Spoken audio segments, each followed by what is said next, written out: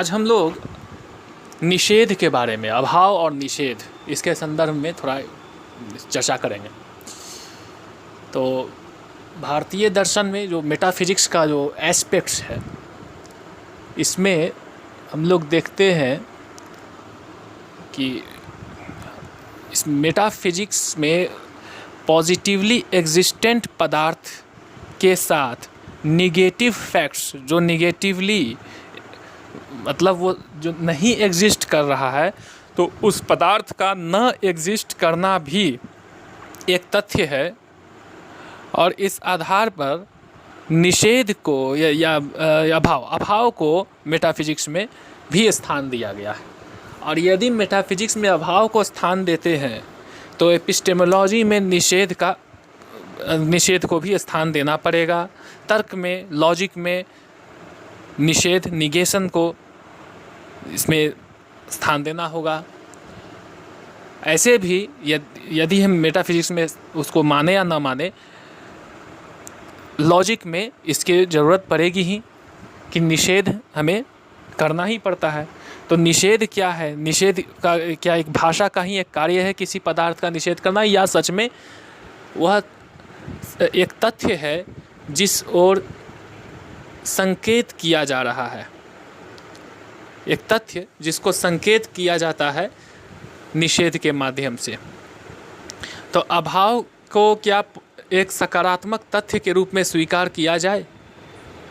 इस पर हम लोग देखते हैं कि क्लासिकल जो दर्शन है, इसमें एक तो लोकायत को रहने देते हो तो चार महाभूत को माने हुए, और उसमें कोई बहुत विशेष उसके जानकारियाँ उतनी अधिक उपलब्ध तो है नहीं।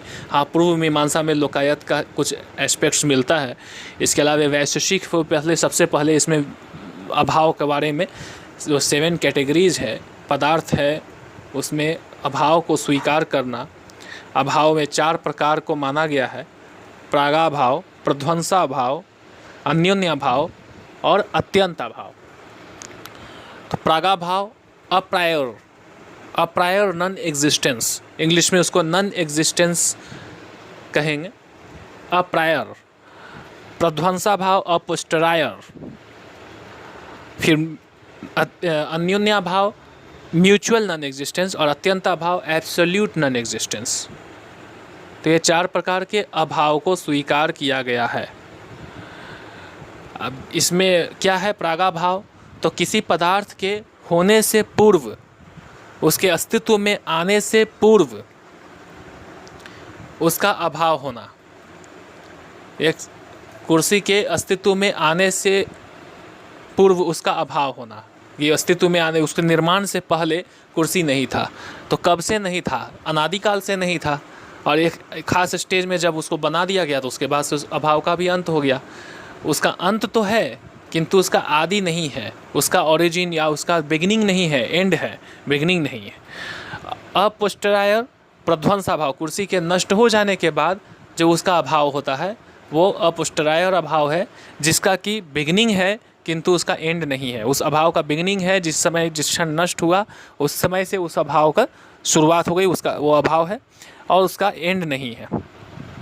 म्यूचुअल, जैसे कुर्सी टेबल नहीं है, टेबल कुर्सी नहीं है, ये दोनों एक दूसरे को निषेध कर रहे हैं। कुर्सी को टेबल नहीं कर सकते, नहीं है वो, वहाँ पर टेबल का अभाव, टेबल है तो उसको कुर्सी नहीं कर सकते हैं, म्यूचुअल। और अत्यंताभाव, जिसको एब्सोल्यूट नॉन एग्जिस्टेंस कहते हैं, जैसे शीतल अग्नि, जो सेल्फ कॉन्ट्राडिक्टरी टाइप का स्टेटमेंट हो, उसका अत्यंताभाव होगा। या जो कभी नहीं पाया गया हो, जैसे खरगोश का सींग कभी नहीं पाया गया हो, इस तरह का, तो वो अत्यंताभाव है, जो कहीं पाया ही नहीं गया हो, कभी नहीं पाया गया हो। तो ये 4 प्रकार के अभाव को इन्होंने स्वीकार किया। अभाव को मेटाफिजिक्स में स्थान देते हैं तो क्या होगा? इसमें कहा है द्रव्य गुण कर्म सामान्य, समवाय को माना है वैशेषिक दर्शन में, विशेष को भी माना है और साथ में अभाव को। पूर्व मीमांसा में क्या किया कि समवाय को, ये इसमें विशेष को हटा दिया कि वो इसमें गुणों में ही एक स्थान है विशेष का भी। फिर इसके अतिरिक्त जो समवाय है उसको परतंत्रता, प्रभाकर के तंत्र में परतंत्रता कहा गया। प्रभाकर के जो मत है, प्रभाकर स्कूल में उसको परतंत्रता नाम से संबोधित किया गया समवाय को।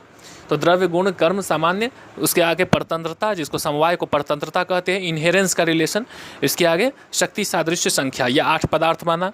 और जो भाट मत है, कुमारिल भट्ट का जो पूर्व मीमांसा है, उसमें 4 भाव पदार्थ माना है, 4 अभाव। तो 4 भाव है द्रव्य गुण कर्म सामान्य, और 4 अभाव है यही प्रागाभाव, प्रध्वंसाभाव, अन्योन्याभाव तथा अत्यंताभाव।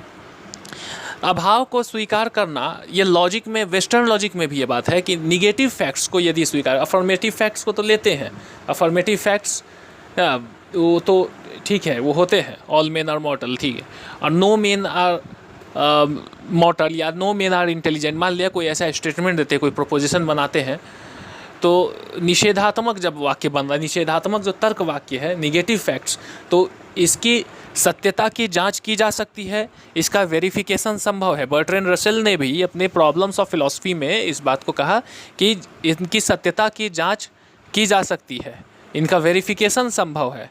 चूँकि इनका वेरिफिकेशन संभव है तो ये जो तथ्य है वो सच में है, एग्जिस्ट कर रहे हैं, निगेटिव तथ्य है जो एग्जिस्ट कर रहे हैं, निगेटिव निषेध, तो निगेटिव तथ्य का एग्जिस्ट करना।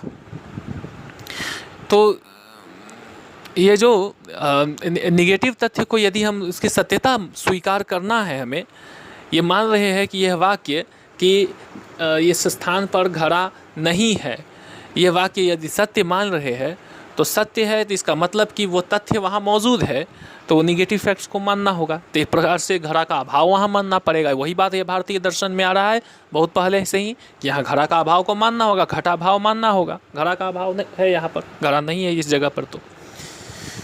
तो इसको अब यहाँ जब लॉजिक में आते हैं तो एपिस्टेमोलॉजी में आते हैं, जब कि अभाव का प्रमाण क्या है, अभाव का प्रमाण प्रत्यक्ष मानेंगे।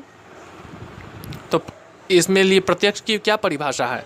प्रत्यक्ष की परिभाषा दिया है इंद्रियार्थ सन्निकर्ष संसर्ग जन्य ज्ञानम सह प्रत्यक्षम, कि सेंस कॉन्टैक्ट के से उत्पन्न, उससे जो जनरेट किया गया नॉलेज है, उससे जनरेट हुआ कॉग्निशन है, वही प्रत्यक्ष है। सेंस कॉन्टैक्ट से के द्वारा जो जनरेट किया गया कॉग्निशन है वो प्रत्यक्ष है।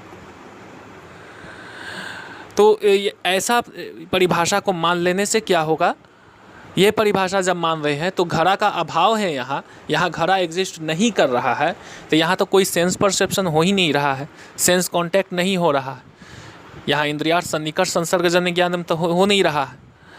तो इस परिभाषा के अनुसार ये प्रत्यक्ष ज्ञान के अंतर्गत नहीं आ रहा है, अभाव का ज्ञान प्रत्यक्ष ज्ञान का विषय नहीं बन रहा है।